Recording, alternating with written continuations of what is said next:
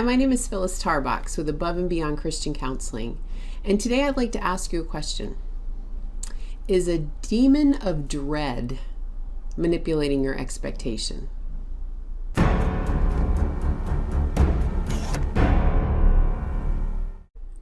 have a few more questions for you.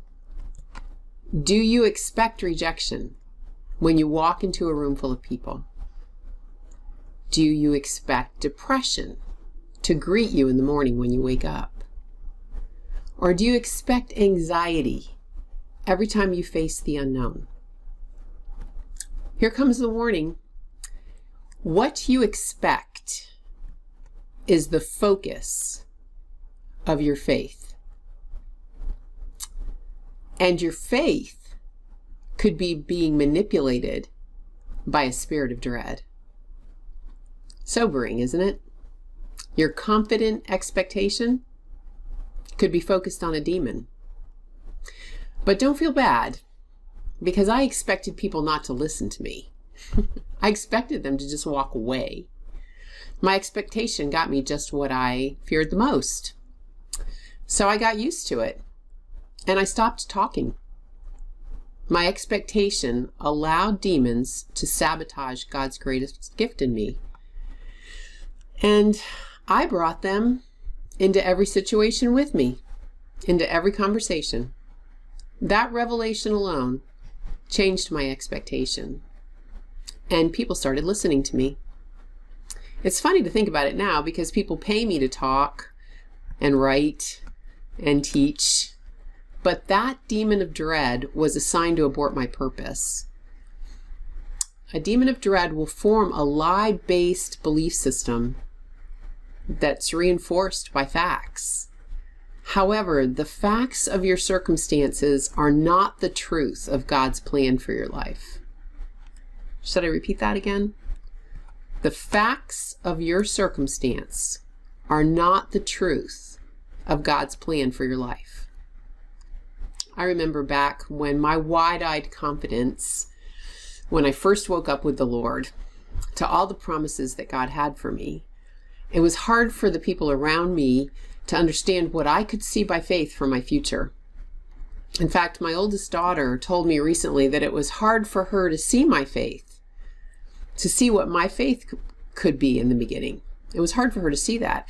However, when my faith was birthed with facts and it became a reality, that's when she said to me, I can no longer deny God's plan for your life.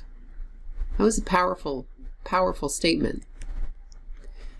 God is not undermined by the facts, but your agreements can limit him. I think about Abraham. Abraham expected the promise, right? And I love how the Passion Translation paints the picture of Abraham's faith in God's promises, because in Romans 4:18 it said, against all odds, when it looked hopeless, Abraham believed the promise and he expected God to fulfill it.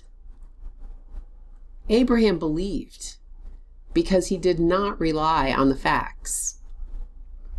And then in Romans 4:19 it says, in spite of being nearly 100 years old when the promise of having a son was made, his faith was so strong that it could not be undermined by the fact that he and Sarah were incapable of conceiving a child.